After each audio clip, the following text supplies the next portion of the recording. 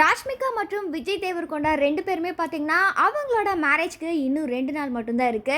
இந்த நிலையில திருமணத்திற்கான ஏற்பாடுகள் எல்லாமே கம்ப்ளீட்டா நடந்து முடிஞ்சிருச்சு. இதைத் தொடர்ந்து ராஷ்மிகாவும் விஜய் தேவர்கொண்டாவும் உதய்பூருக்கு என்ட்ரி ஆயிருக்காங்க.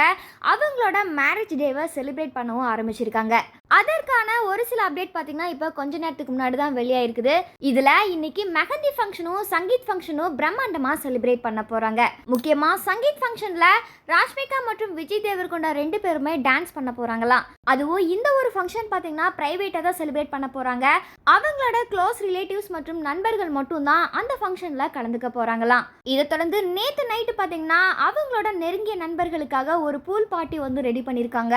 அந்த பார்ட்டியில பார்த்தீங்கன்னா ஜப்பானீஸ் ஃபுட் எல்லாமே ஸ்பான்சர் பண்ணிருக்காங்க. மெஹந்தி ஃபங்க்ஷனும் சங்கீத் ஃபங்க்ஷனும் இன்னைக்கு முடிஞ்சதுக்கு அப்புறம் நாளைக்கு பார்த்தீங்கன்னா ஹல்தி ஃபங்க்ஷன் வந்து செலிப்ரேட் பண்ண போறாங்க. இதை தொடர்ந்து நாளை மறுநாள் பார்த்தீங்கன்னா அவங்களோட மேரேஜ் பிரம்மாண்டமா நடக்க போகுது. இவங்களோட இந்த மேரேஜ்ல நிறைய கட்டுப்பாடுகள் வந்து விதிச்சிருக்காங்க. முக்கியமா மொபைல் போன் கூட அலௌடு கிடையாது. இவங்களோட மேரேஜ்க்கு திரைத்துறை சார்ந்த நண்பர்கள் யாருக்குமே அழைப்பு விடுவிக்கல.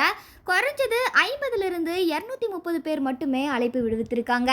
அதுவும் விருந்தினர்கள் யாருமே எங்களுக்கு பரிசு கொண்டு வர வேண்டாம், உங்களோட ஆசீர்வாதம் மட்டுமே போதும் அப்படின்ற மாதிரி சொல்லியிருக்காங்க. இவங்களோட இந்த திருமண சடங்கு பார்த்தீங்கன்னா தெலுங்கு மற்றும் குடகு இந்த இரு கலாச்சார முறைப்படி தான் அவங்களோட திருமணமும் நடக்க போகுது. இதை தொடர்ந்து ராஷ்மிகா மற்றும் விஜய் தேவர்கொண்டா இவங்களோட மேரேஜ் பற்றின அப்டேட்களை நீங்கள் தெரிஞ்சுக்கணுன்னா மறக்காம இந்த சேனலை சப்ஸ்கிரைப் பண்ணிக்கோங்க.